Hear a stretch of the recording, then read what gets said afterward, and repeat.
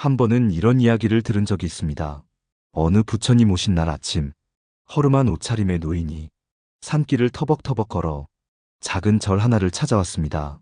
말없이 마당을 쓸고 부엌 앞에 앉아 한참을 있다가 공양 시간이 되자 보살님이 차려준 밥 한 그릇을 조심스럽게 받아들었습니다. 그리고는 조용히 눈시울을 붉히며 말했습니다. 살면서 처음입니다. 아무것도 내지 않고도 누군가 나를 반겨준 건 그 모습이 저를 찾은 다른 사람들의 마음을 고요하게 울렸다고 합니다. 우리는 종종 절밥은 공짜다라고 생각하지만 정작 절에서는 이 밥을 보시라 부릅니다.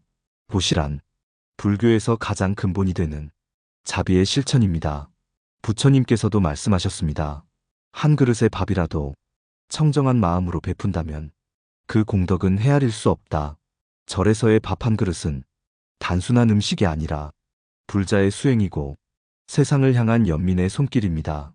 그 밥에는 보살 한 사람의 손길이 아니라 수많은 이들의 기도와 정성, 수행이 스며 있습니다. 쌀 한 톨, 김 한 장, 된장 한 숟갈에도 욕심을 덜어낸 마음이 담겨 있죠. 절밥을 받는 순간 우리는 단순히 밥을 먹는다가 아니라 마음을 나누는 일에 함께하고 있는 것입니다. 공양간에선 누구도 물지 않습니다. 당신이 누구인지, 무엇을 믿는지, 무엇을 했는지, 그저 앉으면 밥이 나오고 따뜻한 국이 따라오며 고요한 눈빛이 맞아줍니다. 그 자체가 이 세상에 존재하는 자비의 형태이자 부처님의 가르침이 우리 삶 속에 살아있는 순간입니다. 부처님은 또 이런 말씀도 하셨습니다. 밥을 짓는 이는 마음을 짓는 것이다. 절밥은 그렇게 누군가의 마음을 위로하고 또 다른 누군가에겐 다시 살아갈 힘이 됩니다. 이제 우리에게 묻습니다. 절에서 왜 밥을 그냥 줄까요? 그 질문은 어쩌면 우리가 놓치고 살았던 진짜 삶의 의미를 되짚게 만드는 물음입니다. 절밥은 공짜가 아닙니다. 그건 사랑이고 자비이고 살아있는 부처님의 말씀입니다. 절밥의 시작은 늘 이렇습니다. 먼저 물 한 그릇을 올리고 쌀을 씻기 전 두 손을 합장하며 조용히 기도를 드립니다. 이 밥이 누군가의 목숨을 살리는 자비의 밥이 되게 해주십시오. 절에서 밥을 짓는다는 건 단순한 끼니 해결이 아니라 한 사람의 마음을 씻는 일입니다. 보살님들은 매일 새벽같이 일어나 말없이 쌀을 씻고 나무를 다듬고 국을 끓입니다. 그 모든 과정에 불평이란 없습니다. 왜냐면 그 일 자체가 하심의 수행이기 때문입니다. 하심, 마음을 낮춘다는 뜻입니다. 부처님께서는 가장 낮은 곳에 있는 이들이 가장 위대한 사람이라고 하셨습니다. 절밥을 짓는 이들은 그래서 군말 없이 움직입니다. 그 손끝에선 나보다 남을 먼저 생각하는 마음이 조용히 피어납니다. 어느 날은 절에 온 할머니 한 분이 밥을 한술 먹다 말고 손을 덜덜 떨며 말했습니다. 이 된장국 냄새, 20살 때 엄마가 끓여주던 거랑 똑같네요. 그 엄마는 전쟁통에 날 두고 돌아가셨지만요. 그 말에 공양간에 있던 사람들이 다들 조용해졌습니다. 한 그릇의 된장국이 누군가에겐 잊힌 시간을 되살려주는 힘이 된 겁니다. 절밥은 그냥 밥이 아닙니다. 그건 기억의 밥입니다. 그리움의 밥이고 치유의 밥이며 존재의 가치를 다시 확인하게 하는 삶의 밥입니다. 보시란 바로 그런 것입니다. 자신의 것을 나눠주는 것이 아니라 자신의 마음을 내어주는 일. 그러니 절밥은 비워진 그릇만큼 마음도 함께 채워지는 특별한 밥상입니다. 한 번은 이런 일도 있었습니다. 도시에 살던 한 청년이 명절날 혼자 절에 왔습니다. 가족들과 떨어져 지낸 지 오래였고 직장에서도 인정받지 못해 무기력과 고립감에 시달리던 시기였죠. 그는 말없이 공양간 구석에 앉아 밥을 먹기 시작했습니다. 그런데 밥이 다 식었는데도 숟가락을 내려놓지 못했습니다. 눈물이 자꾸 흘러서 밥알이 젖어 있었기 때문입니다. 그날 그 청년은 누구에게도 설명하지 않고 공양간에서 한참을 울었습니다. 그리고 돌아가는 길에 이렇게 적은 쪽지를 부엌 뒤편 기둥에 붙여두고 갔습니다. 누군지는 모르겠지만 당신 덕분에 살겠습니다. 고맙습니다. 이 이야기는 절밥이 단순히 먹는 일이 아님을 우리에게 또 한 번 일깨워줍니다. 불교에서는 입에 들어가는 것 하나도 허투루 여기지 않습니다. 한 톨의 쌀에도 천의 은혜가 있고 한 방울의 물에도 만인의 노고가 스며 있다. 공양은 그래서 존재에 대한 예경이며 삶에 대한 감사를 드러내는 가장 진실한 표현입니다. 우리는 그 밥을 먹으며 남이 해준 밥의 소중함을 알고 내가 누구인지, 내가 어디에 서 있는지를 다시 생각하게 됩니다. 절밥은 그렇게 누군가의 외로움을 품고 누군가의 눈물을 닦아주며 마음을 살립니다. 그저 밥 한 그릇으로 말입니다. 절밥에는 시끄러운 세상에서 들리지 않던 침묵의 말이 숨어 있습니다. 절에 들어선 순간 시끄럽던 마음이 고요해지고 누구에게도 설명하지 않아도 괜찮아지는 공간이 펼쳐집니다. 그 공기 속엔 따뜻한 연기처럼 퍼지는 부처님의 가르침이 있습니다. 모든 존재는 밥으로 연결되어 있다. 밥을 나눈다는 건 삶을 나누는 것이다. 절밥을 통해 우리는 함께 먹는 일이 얼마나 소중한 순간인지 깨닫게 됩니다. 예전엔 마을에서도 이웃끼리 밥을 나누는 일이 익숙했습니다. 된장찌개를 끓이면 옆집에 한 그릇 퍼 나르고 김치를 담그면 시어머니께 먼저 갖다 드리며 이거 조금 드셔보세요 라는 말이 자연스럽게 오가던 시절이 있었죠. 하지만 지금은 어떤가요? 아파트 문을 마주보며 살아도 이름조차 모른 채 수년을 보내기도 하고 내 가족조차 같은 식탁에 앉아 서로 다른 휴대폰만 바라보는 시대. 그 속에서 절밥은 사라진 온기를 다시 일깨워줍니다. 어느 날 어린 손자를 데리고 절에 온 할머니가 있었습니다. 공양간에 앉아 밥을 먹던 아이가 문득 물었습니다. 할머니, 여기 밥은 왜 돈 안 내요? 할머니는 아이의 손을 꼭 잡고 말없이 한참을 생각하다 이렇게 말했습니다. 그게 부처님 마음이란다. 그 말이 무엇보다 크고 따뜻한 답이었습니다. 우리는 살아가며 무엇이든 가격표를 붙입니다. 사람의 시간에도, 관계에도, 심지어 눈물에도 값을 매깁니다. 하지만 절밥은 그 모든 계산을 내려놓으라는 조용한 제안입니다. 누군가의 노동에 대해 고마워할 줄 알고 받은 만큼 되갚지 않아도 미안해하지 않을 수 있는 공간. 부처님은 이런 말씀을 하셨습니다. 무소의 뿔처럼 혼자서 가라. 그러나 혼자가 된다는 것은 모든 이와 함께하겠다는 다짐이다. 절밥은 그 다짐의 실천입니다. 누구도 외면하지 않는 식탁, 누구에게나 열린 숟가락, 그리고 그 밥을 통해 당신은 혼자가 아님을 다시 한번 확인하게 됩니다. 한 청년이 직장을 잃고 절에 머물던 시절, 새벽마다 공양간 일을 도우며 이런 말을 남겼습니다. 나는 밥을 퍼주는 줄 알았는데 알고 보니 내가 밥을 통해 살고 있었다. 절밥은 그래서 주는 이도 받는 이도 모두 치유되는 과정입니다. 밥 한 그릇을 나누며 상처가 덜 아프고 고독이 덜 외롭고 삶이 덜 무서워지는 경험. 그것이 바로 절의 밥상에서 벌어지는 작고도 커다란 기적입니다. 절밥을 받을 때 그릇을 두 손으로 공손히 내미는 이유는 단지 예의 때문이 아닙니다. 그 안엔 나의 욕심을 내려놓고 남의 마음을 받아들이겠다는 결심이 담겨 있습니다. 부처님께서는 말씀하셨습니다. 가장 큰 부자는 많이 가진 이가 아니라 많이 나누는 이다. 절밥은 가진 이가 없는 이에게 나누는 자리가 아닙니다. 함께 부족함을 인정하고 함께 가난을 껴안으며 그 안에서 평등함을 배우는 자비의 자리입니다. 사찰의 공양간에서 일하는 한 보살님은 자신에게 절밥은 기도보다 깊은 수행이라 말했습니다. 그분은 매일 아침 스님과 신도들을 위해 같은 반찬을 하고 같은 밥을 짓지만 그 마음만큼은 단 하루도 같았던 적이 없었다고 합니다. 어떤 날은 마음을 다친 이들이 그 밥으로 위로받기를 기도했고 어떤 날은 누군가 자신을 용서하길 바라는 염원을 밥에 실어 정성껏 지었습니다. 그리고 어떤 날은 자신이 용서받길 바라는 마음으로 쌀을 씻었습니다. 절밥에는 그래서 보이지 않는 기도가 담겨 있습니다. 우리는 보통 밥을 받으면 맛을 먼저 생각합니다. 싱겁다, 짜다, 차다, 따뜻하다. 그러나 절밥 앞에서는 그 판단조차 내려놓게 됩니다. 그것이 무엇이든 한 입 뜨는 순간 입보다 마음이 먼저 반응합니다.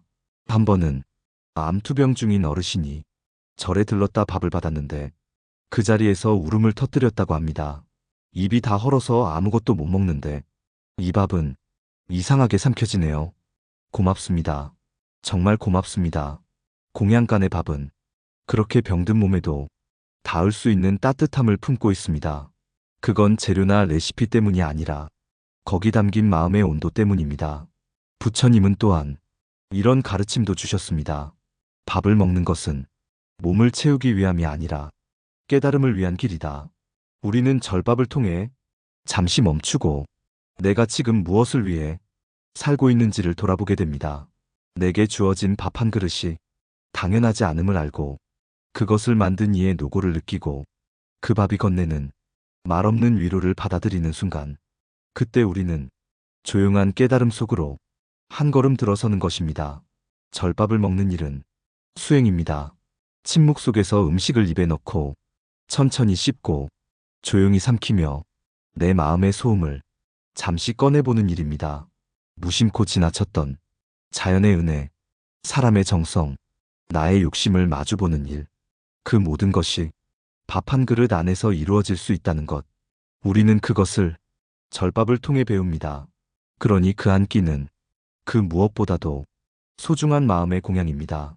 공양의 유래를 따라가 보면 절밥이 단순한 식사가 아님을 더 깊이 알 수 있습니다. 불교에서의 공양은 부처님 시대부터 이어져 온 가장 기본적이고 숭고한 수행의 한 형태입니다.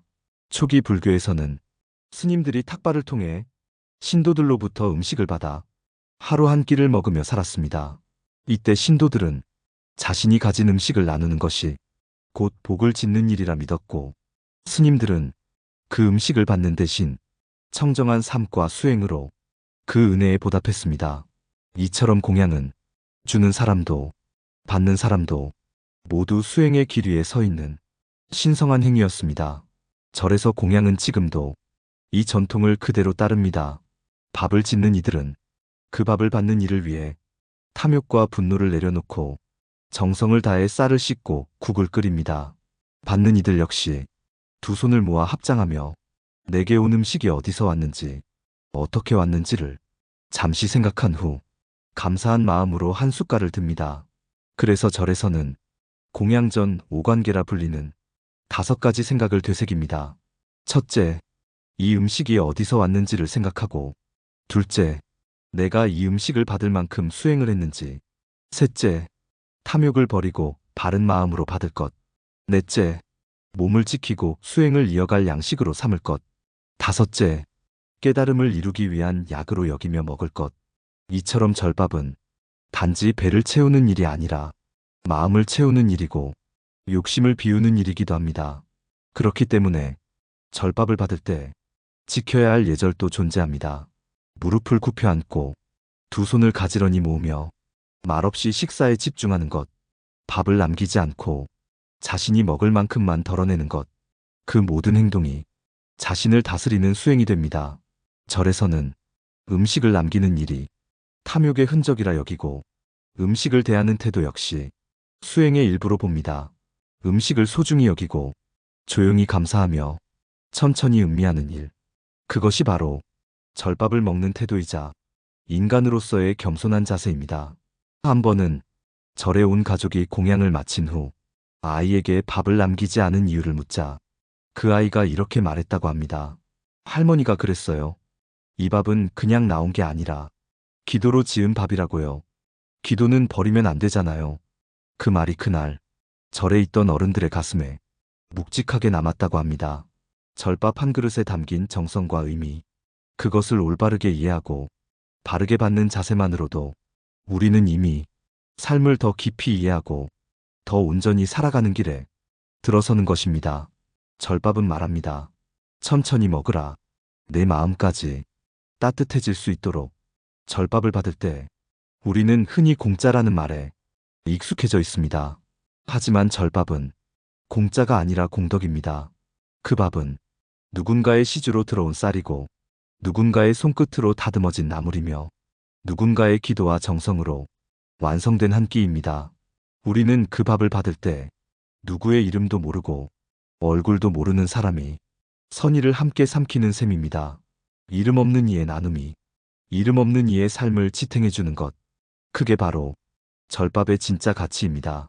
한 어르신이 10년 넘게 매주 토요일이면 한마디 말도 없이 절 부엌에 쌀자루를 놓고 가셨다고 합니다. 겨울엔 쌀자루 위에 따뜻한 손난로, 여름엔 얼린 생수병이 얹혀 있었고, 봉투에는 늘 도움이 되었으면 좋겠습니다. 라는 짧은 글만 적혀 있었습니다. 그분은 끝내 자신을 밝히지 않았고, 세상을 떠나고 나서야 신도회장을 통해 작은 공장에서 일하던 무명의 노동자였다는 사실이 알려졌습니다. 그분이 남긴 공양은 오랜 세월 수많은 사람들의 밥이 되었습니다.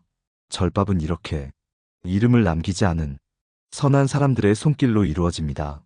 그래서 그 밥을 앞에 두면 자연스럽게 고개가 숙여지고 나도 모르게 두 손을 모으게 됩니다.